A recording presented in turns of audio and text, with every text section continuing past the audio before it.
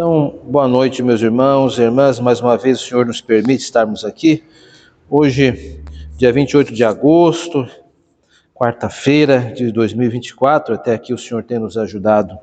E hoje nós vamos tratar um tema diferente. Então, vamos inaugurar um outro tema, mais voltado à moral cristã. Nós vimos alguns temas trabalhando com os aparelhos por detrás das nossas ferramentas bíblicas, ou seja, além de ferramentas bíblicas, nós temos aparelhos que as animam. Então não adianta apenas interpretar a Bíblia, precisamos saber aquilo que nos move a interpretá-la.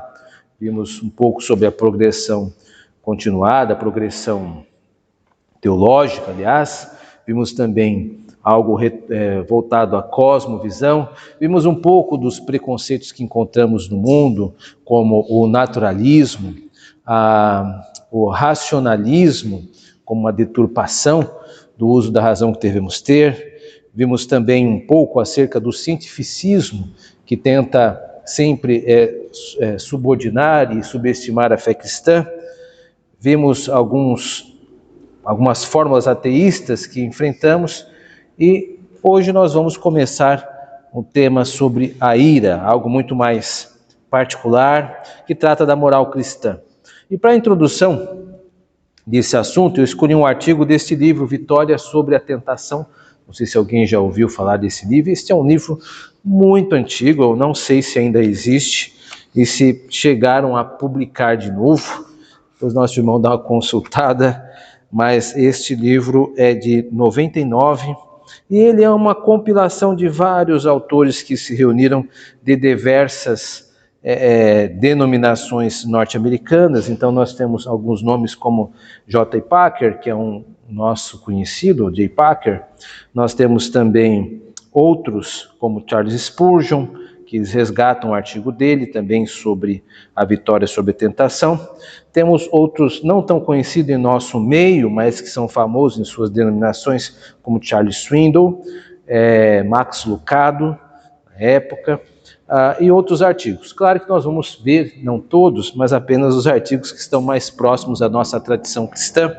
Mas eis aí uma dica de leitura, Vitória sobre a Tentação. Não sei se ainda conseguem encontrar, mas fica a dica, tá?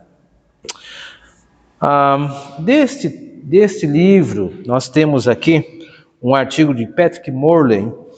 Morley dá um enfoque bem bíblico sobre o assunto da ira, e eu achei interessante a maneira como ele aborda o assunto. Primeiro, ele elenca algumas razões do porquê alguém pode ficar irado. Todos nós aqui experimentamos várias maneiras de ficarmos irados em várias situações. Ele vai abordar isso de uma forma muito interessante. Depois disso, ele sugere alguns posicionamentos que, caso adotados, podem nos livrar de ceder à tentação de irar-nos. Então, o que eu estou propondo hoje é que nós temos uma introdução a este assunto com esses dois enfoques. Primeiro, as razões do porquê nós podemos ficar irados, e depois alguns posicionamentos que vão nos ajudar a não ficarmos irados. Eu acho que para uma introdução está de bom tamanho, e após nós termos isso, vamos ter a nossa costumeira deliberações aqui, debates, discussões, após esta pequena exposição. Então vamos lá, primeiramente, a linha A, vamos chamar assim, razões que nos levam a irar-nos. Então ele elenca várias razões, eu trago 6 delas, senão a gente ia esgotar demais. Eu acho que cada razão ela é autoexplicativa. Vamos ver quais são as razões que levam-nos a irar-nos, segundo Patrick Morley. Primeiro, violação de direitos. Todos acreditam que têm certos direitos. No nível físico, cremos que temos o direito a um certo espaço. Psicólogos dizem que devemos considerar uma área de meio metro à nossa frente como particular. Qualquer violação desse espaço aflora como ira. Sentimos que temos muitos outros direitos. Direitos a cortesias, liberdades constitucionais, direito a ganhar um salário e cuidar de nossa família como achamos que deve ser. Quando nossos direitos são violados, ficamos irados. Então ele está aqui, bem sendo autoexplicativo, não tem muito o que dizer aqui Todos nós sabemos que somos pessoas de direito, entretanto, nem sempre esses direitos são respeitados. Nós que somos brasileiros sabemos bem disso. Nós, por exemplo, pagamos bastante impostos, somos uma das nações que mais impostos pagam, mas nem sempre usufruímos dos benefícios da saúde como poderíamos ter um investimento. Isso é algo factual, não é maledicência institucional. Nós temos também algumas formas de distribuição de riqueza um pouco dispares. Por exemplo, nós temos muito mais hospitais bem equipados no centro de São Paulo do que aqui na periferia, no Alto Tietê e da Zona Leste. Nós temos situações de lazer muito mais centralizadas no centro de São Paulo do que aqui em nossas regiões, né? Por exemplo, quais são os teatros aqui próximo, quais são os grandes parques, nós pouco temos, e isso não é algo não deliberado, é algo deliberado sim, porque existem certos estratos da sociedade que infelizmente vão utilizar dos seus recursos e benefícios para trazer mais benefícios para si. Estou só dando um exemplo aqui, que é uma liberdade de lazer, liberdade de cultura, que por vezes nós não temos esses direitos contemplados, isso pode nos fazer ficar irados em certa medida. Também temos as questões salariais, e aí vem as questões outras, né? Enfim, isso só nessa fatia de direitos sociais, e existem outros tantos direitos aqui. E aí ele dá um versículo bíblico que diz que pode nos ajudar numa situação como essa, né? A descrição de um homem o torna longânimo e a sua glória é perdoar injúrias. De fato, meus irmãos, tudo que eu disse é verdade. Agora o que nós vamos fazer? Vamos acender as nossas tochas e levantar os nossos forcados e correr para crucificar as pessoas? Não, pelo amor de Deus, não é isso que iremos fazer. Nós precisamos entender que há um equilíbrio de justiça e que, embora possamos ter desvantagens, elas não são totais. Isso não significa também que, de uma forma legítima, não podemos brigar pelos nossos direitos sem insultar as nossas autoridades, buscando mais investimento, por exemplo, na nossa cidade. Quantas vezes nós mandamos uma carta, falamos com a Câmara dos Vereadores ou para a Secretaria de Ação Social da nossa cidade? Nenhuma. Então nós não temos muito direito a reclamar, nós temos que procurar os canais certos, nós podemos ser ativos politicamente sem necessariamente ser maledicentes. Então cabe a nós como cidadãos também buscar isto. Outro exemplo, desapontamento com a condição da vida. Muitas pessoas se tornam amargas no momento em que descobrem que a ostra de sua vida não tem aquela pérola valiosa em seu interior. Muitos de nós precisam aceitar nosso quinhão na vida como algo do Senhor dado conforme temos sido fiéis a Ele com nossas habilidades.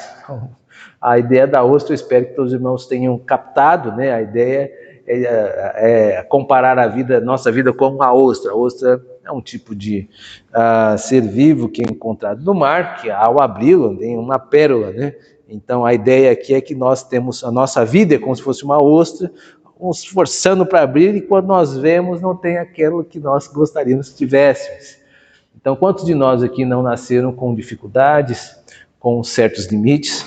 Eu não falo apenas físicos, falo de outras possibilidades, né? Limites sociais, como estávamos falando há pouco tempo, ou liberdade ou condições financeiras também, condições de saúde, né?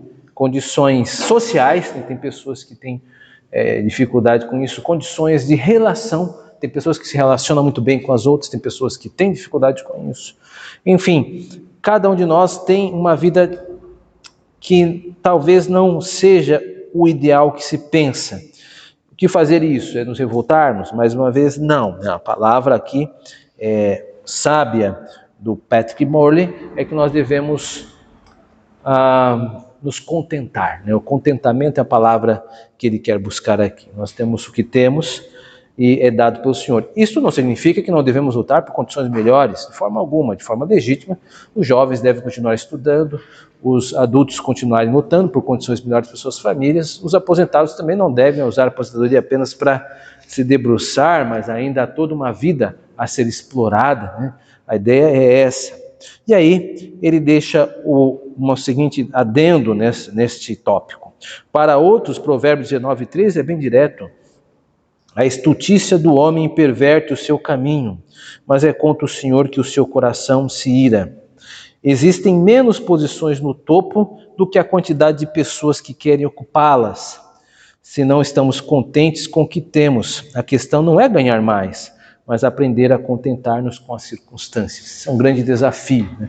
Nós estamos muito mais dispostos a reclamar do que fazer alguma coisa positiva, né? É muito estranho algumas pessoas reclamarem de certas figuras públicas, mas nunca se manifestarem da forma documental como se deve. Por exemplo, eu acho isso um absurdo. Falar mal de autoridade já é pecado, ainda mais falar gratuitamente. Acho que isso não é o caminho de nenhum cidadão brasileiro.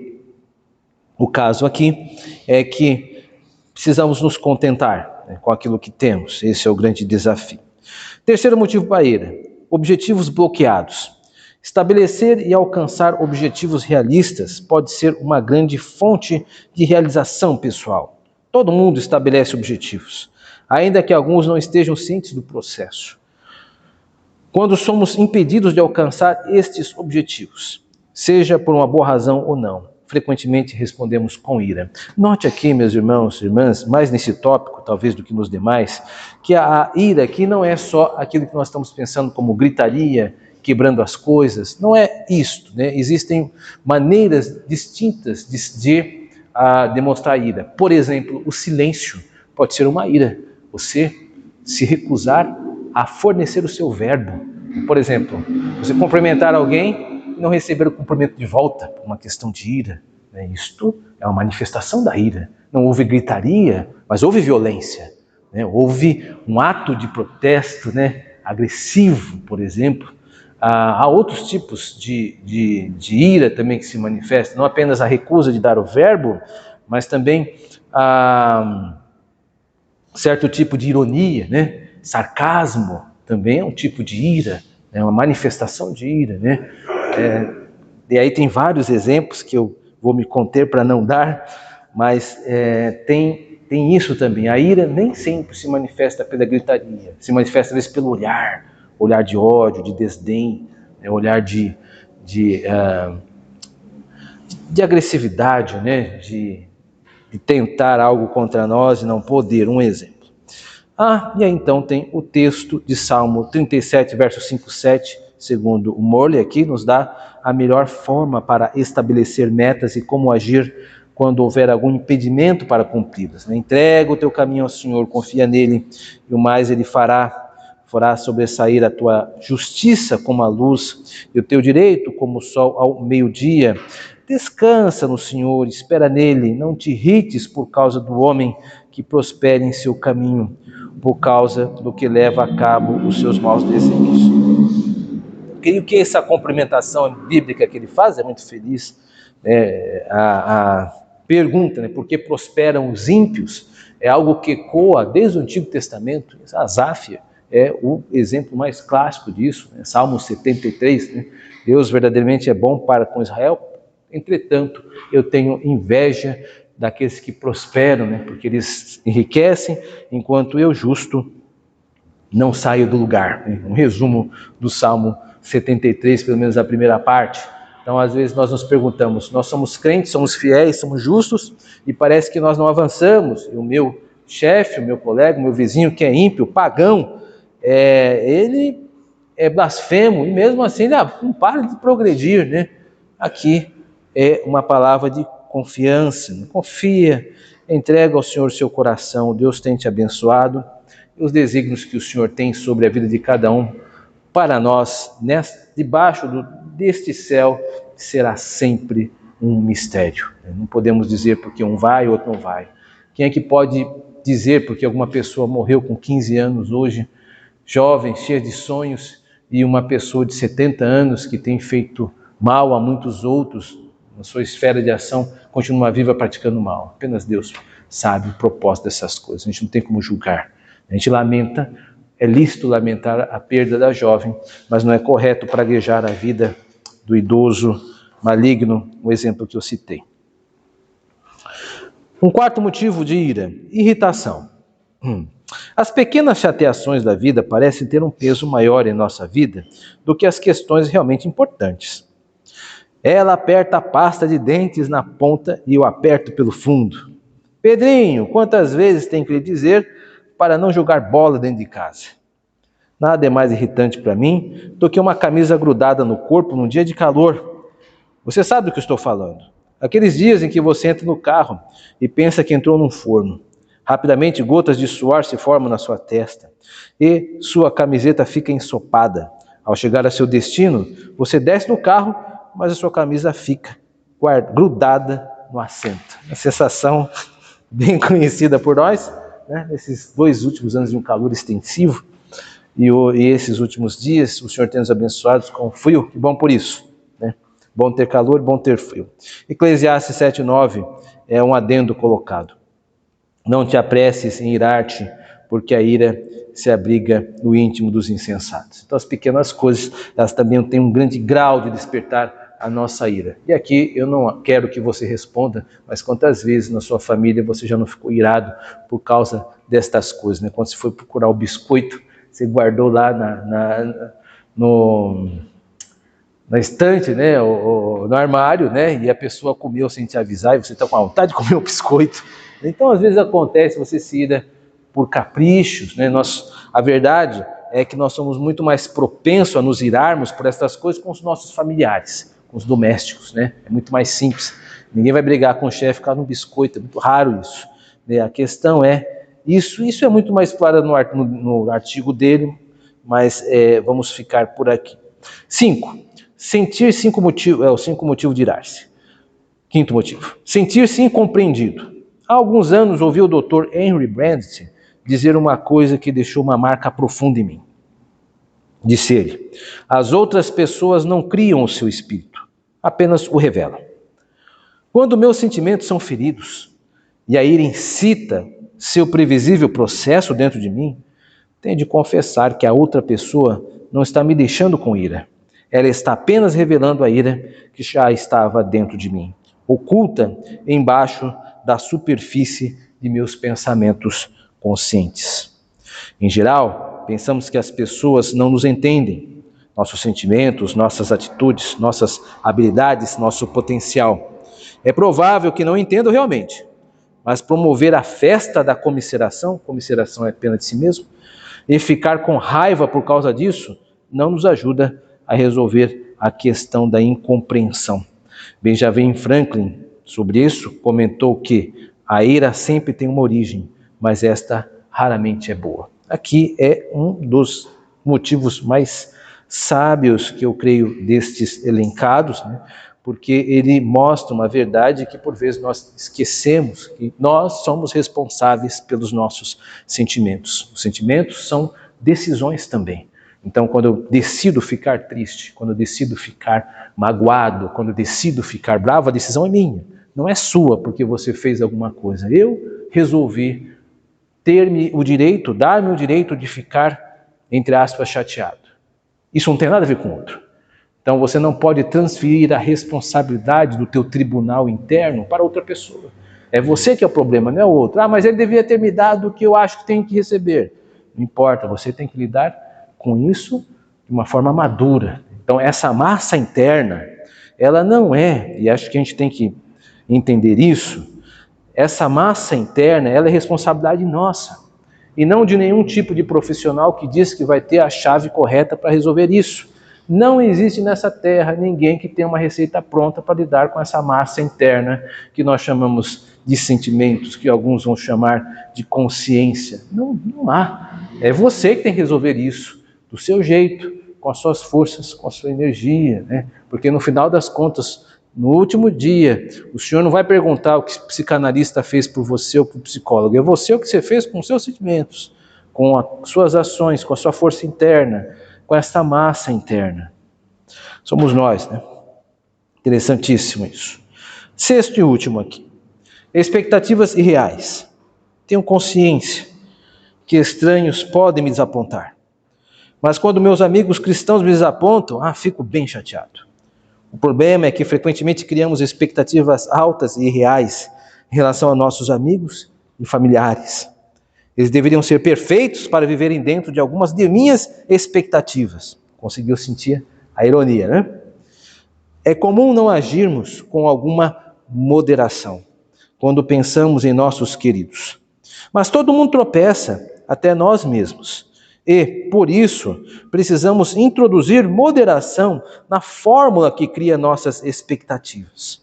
Longe de nós toda amargura e cólera, ira e gritaria e blasfêmia, bem assim como toda malícia. Antes sede uns para com os outros benignos, compassivos, perdoando-vos uns aos outros, como também Deus, Cristo, vos perdoou. A verdade é essa, meus irmãos, nós tentamos aprisionar as pessoas em nossas expectativas.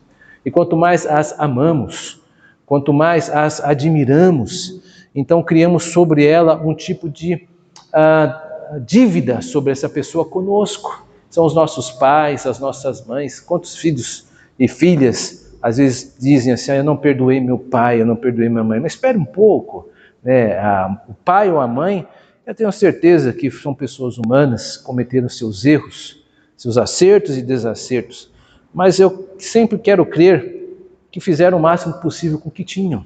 Hoje nós temos, e sempre será assim, a geração posterior sempre será fornecida de mais informações do que a geração anterior. Veja, minha filha, meus filhos têm um acesso à informática, são nativos digitais. Eu sou analógico, eu estudei DBase 3 Plus avançado em 95, antes do Windows. Então é uma diferença muito grande, porque a geração que nos sucede sempre terá mais informações, mais trato do que a que antecede. Isso não quer dizer que ela é melhor, mas ela tem mais informações. E a tendência também é que elas tenham mais chances de laços e de relacionamentos. Se nós temos um patrimônio, a tendência é que esse patrimônio aumente, e aí os seus filhos, obviamente, terão uma condição financeira melhor que a sua. E assim a vida caminha, né? Caminhando, a gente vai construindo esse caminho de progresso.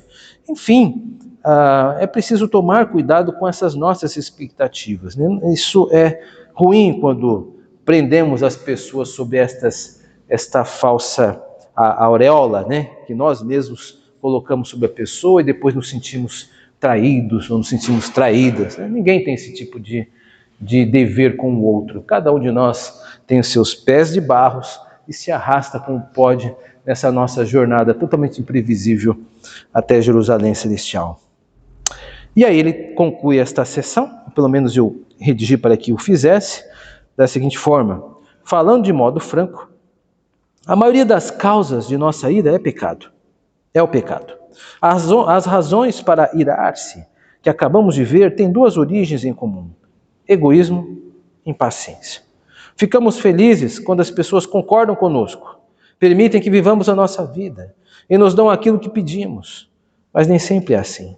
E o egoísmo e a impaciência frequentemente nos levam a explosões de ira. Aqui é um resumo que eu achei perfeito para esses motivos que ele deu, porque somos muito facilmente tentados a cobrar dos outros uma postura, mas nós mesmos somos muito falhos.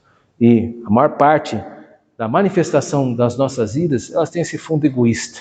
É o grito de alguém que não sentiu que recebeu a parte que deveria, né? É o ranger de dentes de alguém que achou que o outro teve mais chances que ele. Essas coisas não nos cabem, meus irmãos e irmãs. E aqui é um desafio para todos nós. Isso não é mais fácil para mim. Não é fácil para ninguém. É lidar com essa massa interior. É nos manter sob guarda, sob vigília.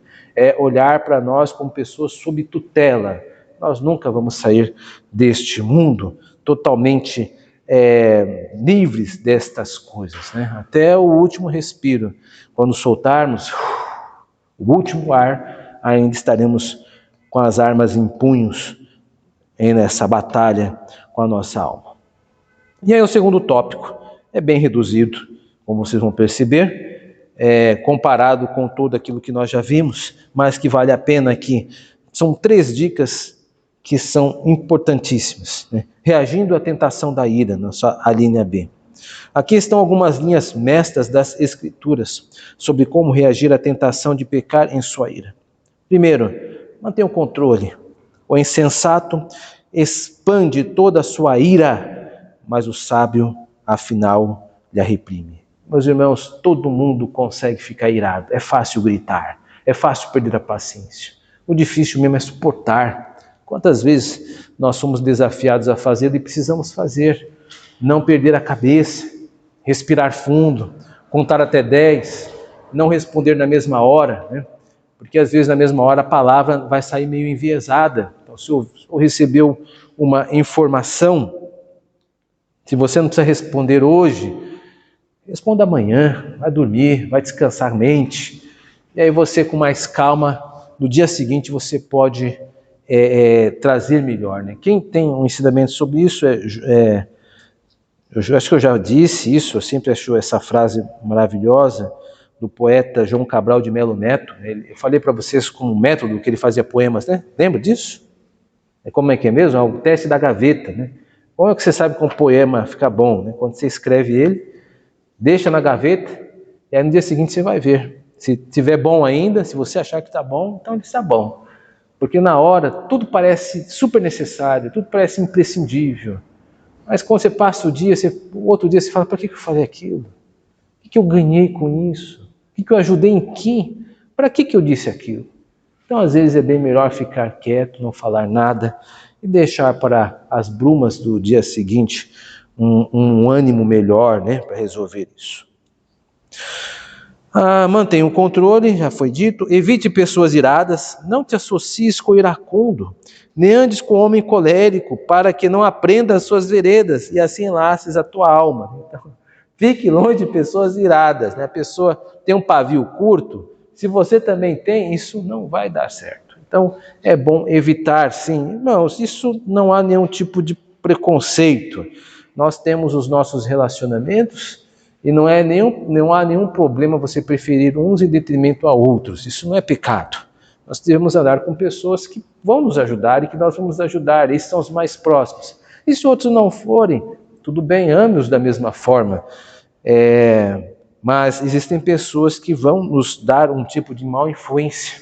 Então a gente precisa saber lidar, né, com essas questões. Não precisamos ser grossos, não precisamos ser agressivos, mas existem maneiras de termos uma distância profilática, né? Uma distância prudente, para não nos envolvermos em situações de riscos. Por fim, acalme a ira, né? Palavra branda desvia o furor, mas a palavra dura suscita a ira, né? Controla a tua língua, né? Isso em teoria é muito fácil. Mas na prática, meus irmãos, o que como pessoas colocam para fora coisas que depois não conseguem colocar de volta para dentro. E aí já falou, e aí já fez o estrago. E às vezes são estragos que demoram uma vida para arrumar. Então toma cuidado.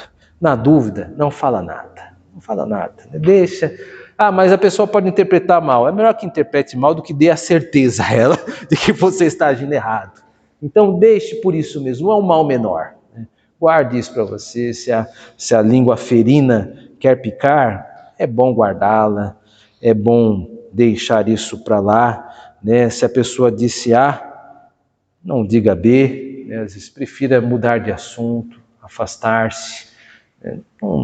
Não precisamos, meus irmãos, tem aquele ditado horrível, né? Dou um boi para não entrar numa briga, né? Uma boiada para não sair. Não, dê uma boiada para sair também. Não é covardia ter precaução com seus ânimos. Os nossos ânimos não são confiáveis. Eu já testemunhei tristemente tantos relacionamentos sendo prejudicados de uma forma tão gratuita, por palavras ditas ao vento que não tinha mais que voltar. Que Deus nos ajude, meus irmãos, para que esse assunto venha a nos fazer crescer mais. Na próxima quarta, nós vamos continuar com este assunto. Nós vamos ver que a ira, ela é um terreno, é um continente, né, de assuntos que vão nos ajudar a sermos cristãos melhores. Né? A ideia é que possamos refletir e tentar colocar o máximo possível em prática, né? A gente precisa pensarmos Precisamos pensar que isso pode mudar as nossas vidas, né? E minha oração é para que esses estudos possam ser úteis para vocês nesses tempos negros, quando forem visitados pela tentação da ira. Que Deus nos ajude. Amém.